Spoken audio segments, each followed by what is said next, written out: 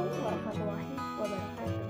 Saya doakan yang menonton video saya kali ini dalam keadaan sehat walafiat baik batin maupun fisik. Video saya kali ini merupakan pengganti ujian akhir semester dari mata kuliah Sistem Basis Data yang akan membahas paralel database. Sebelum lanjut, jangan lupa untuk menekan tombol like, comment, subscribe, and share video ini. Stay tuned and enjoy this video. Oke, kita masuk ke materi video kali ini, yaitu parallel database. Dan next, ini video singkat saya. Ini kita analisa nomor BP 1911081013 dari TRPL 2B dengan jurusan Teknologi Informasi Politeknik Negeri Padang.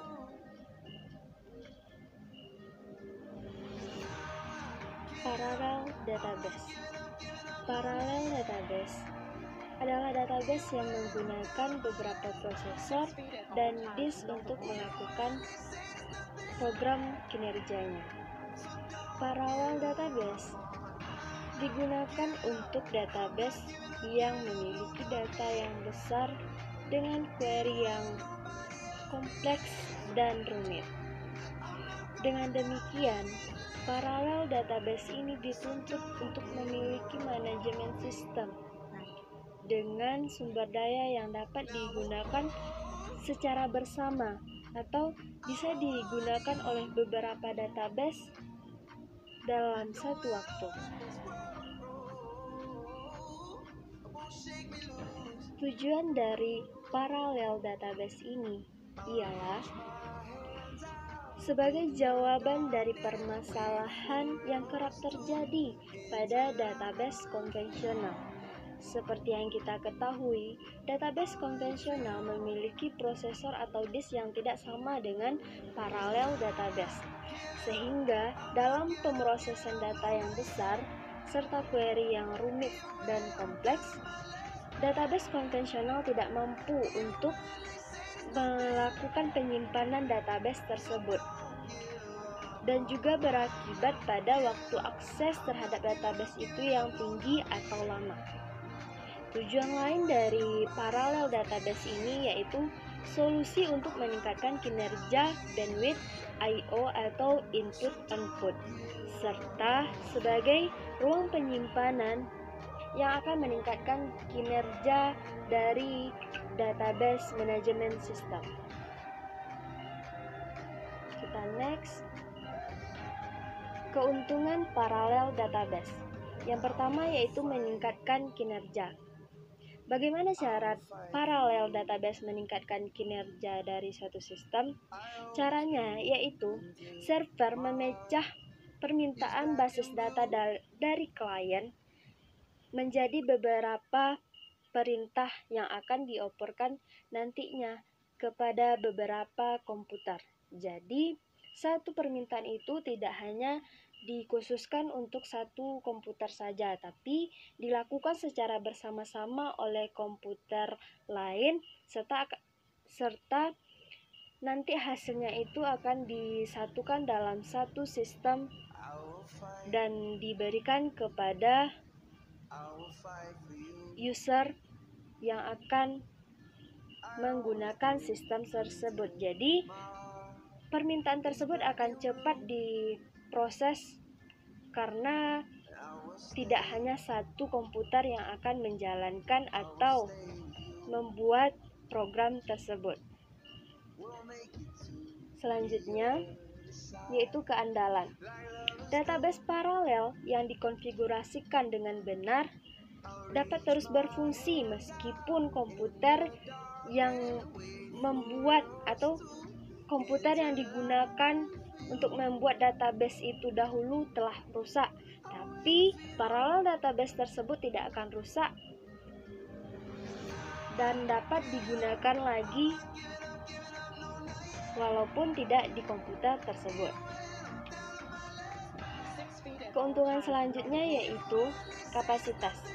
Seperti yang kita bahas di bagian pengertian tadi, kalau paralel database ini memiliki beberapa prosesor dan disk, tidak hanya satu atau dua prosesor saja, tapi beberapa prosesor dan disk. Yang hal ini dapat memberikan ruang, memberikan kapasitas yang lebih tinggi untuk penyimpanan database ke sistem database tersebut. Dan hal lain dari kapasitas ini ialah beberapa user dapat melakukan pengeditan terhadap database secara bersama tanpa adanya waktu akses yang lebih tinggi yang dikarenakan oleh kapasitas dari prosesor dan disk yang ada di paralel database ini.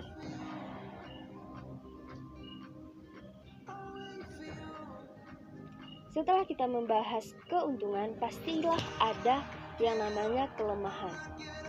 Kelemahan dari paralel database ini yang pertama yaitu biaya meningkat.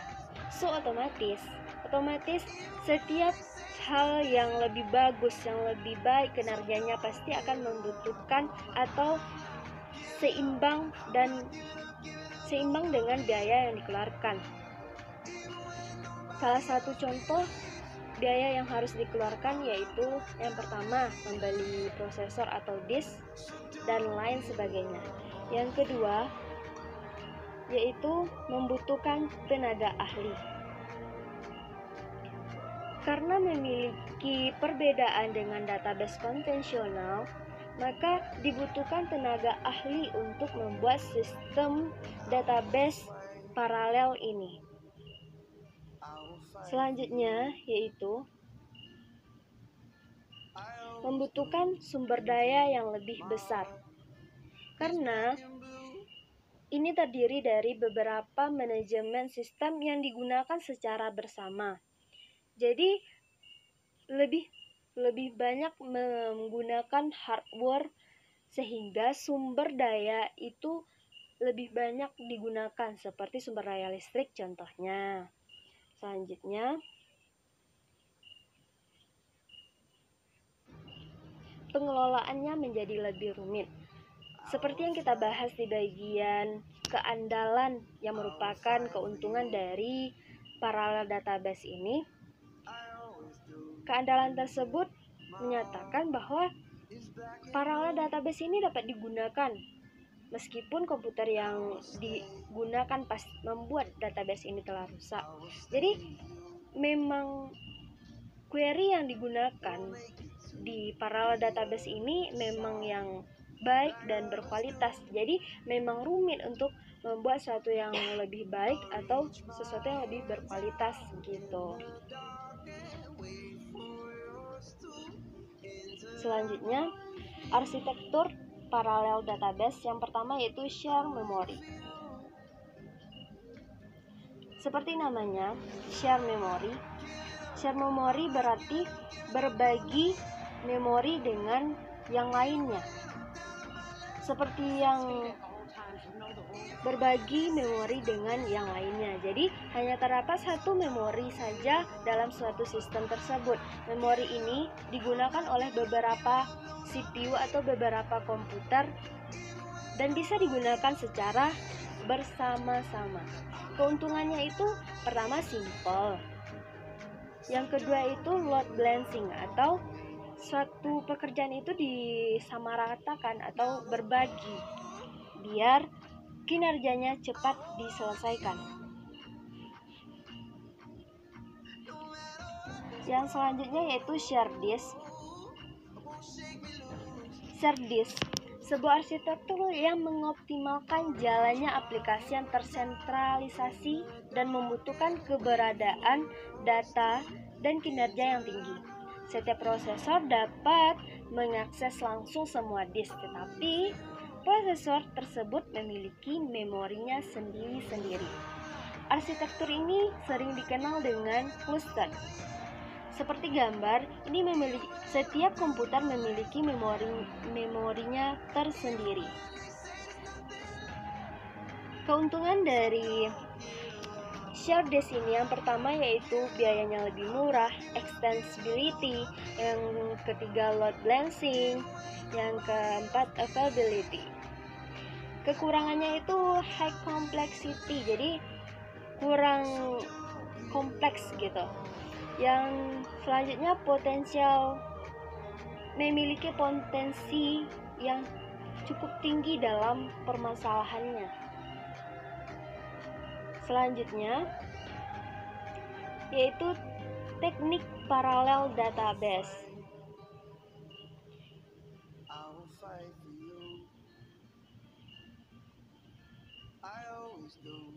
Yang merupakan teknik paralel database yaitu data allocation atau pengalokasian data. Metode ini menyimpan data tidak hanya dalam satu disk saja, tapi beberapa disk. Misalkan satu sistem itu tidak hanya disimpan dalam satu disk saja, tapi dibagi ke beberapa disk. Misalkan satu sistem itu dibagi setengah ke disk yang pertama dan setengah ke disk kedua. Jadi tidak ada penumpukan data. Data allocation ini juga sering disebut dengan fragmentation, yang terdiri atas 3. Yang pertama round robin. Round robin ini cara kerjanya yaitu tuple pertama disimpan ke partisi 1 mod n, di mana n adalah jumlah partisi. Yang kedua hashing, mengaplikasikan fungsi hash untuk beberapa atribut guna memberikan nomor partisi. Yang terakhir yaitu rank partitioning, mendistribusikan tuple berdasarkan beberapa atribut.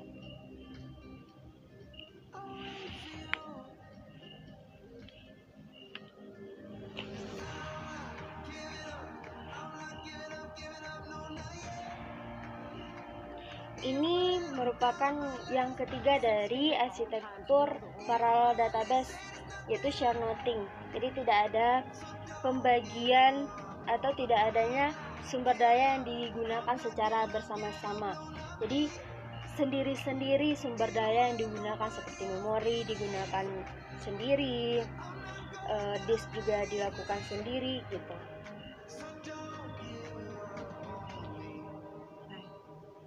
Keuntungannya itu biaya lebih murah, extensibility, availability. Kekurangannya itu sangat kompleks, jadi rumit dalam pembuatannya. Yang kedua itu penambahan node baru yang rumit juga.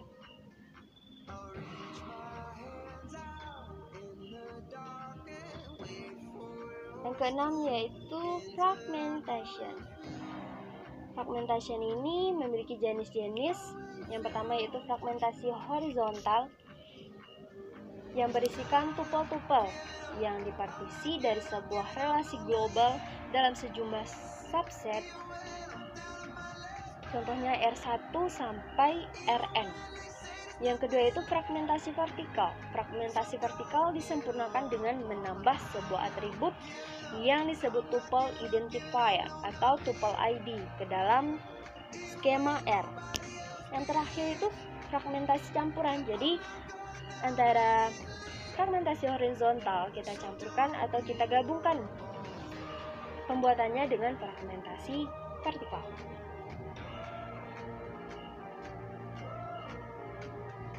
Ini beberapa peraturan yang harus diikuti ketika mendefinisikan fragment. Yang pertama yaitu kondisi lengkap. Seluruh data dari relasi global harus dipetakan ke dalam fragment. Yang kedua yaitu kondisi penyusunan kembali. Harus selalu mungkin untuk menyusun kembali tiap-tiap relasi global dari fragmen-fragmennya. Kita lanjut. Penggunaan data fragmentation. Yang pertama yaitu memaksimalkan performa sistem. Seperti yang kita bahas tadi, kalau fragmentation ini memberikan kinerja itu tidak saling tersentral gitu kan. Jadi berbagi kerja dengan beberapa komputer. Jadi performanya lebih maksimal. Yang kedua itu meminimal waktu respon, karena beberapa komputer yang melakukan proses tersebut, jadi cepat hasil yang ditampilkan oleh sistem.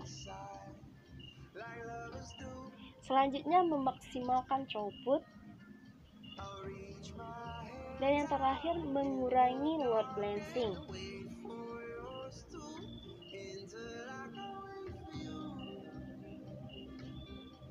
Kita lanjut ke query parallelism. Parallelism ini terdiri atas dua. Yang pertama interpermintaan parallelism dan interpermintaan parallelism. Perbedaannya, interpermintaan parallelism itu memungkinkan eksekusi paralel dari beberapa pertanyaan yang dihasilkan oleh transaksi konkuren dalam rangka meningkatkan throughput transaksional. Sedangkan interpermintaan parallelism itu antar operator parallelism diperoleh dengan mengeksekusi secara paralel beberapa operator dari pohon query pada beberapa prosesor.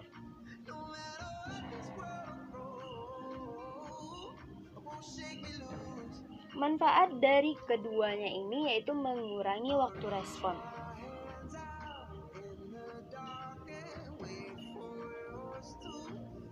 Isu-isu pada parallel database yaitu partisi data atau data partitioning.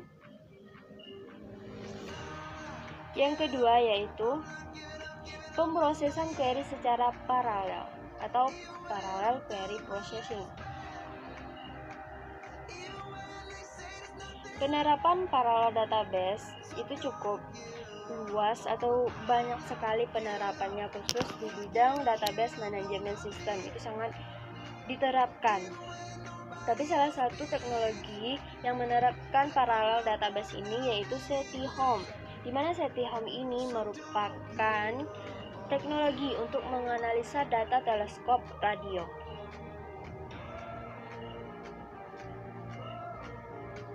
Kesimpulan dari materi parallel database ini yaitu parallel database merupakan database yang memiliki beberapa prosesor dan disk yang digunakan untuk menjalankan kinerja. Parallel database digunakan untuk memproses data yang besar dengan query yang kompleks. Salah satu tujuan dari parallel database ini yaitu sebagai jawaban dari permasalahan yang kerap kali terjadi di database konvensional, khususnya di bagian penyimpanan. 3 arsitektur dalam parallel database ini yaitu share memory, share disk, dan share nothing. Query parallelism berfungsi untuk mengurangi waktu respon saat sebuah database dijalankan.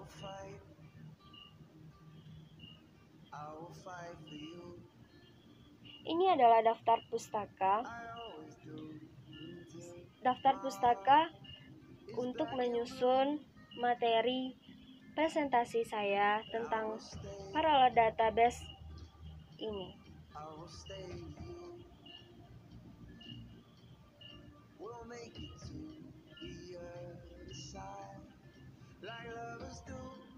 Nah, itulah hasil presentasi yang membahas mengenai parallel database.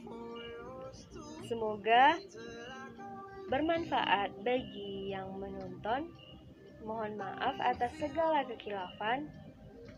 Assalamualaikum warahmatullahi wabarakatuh.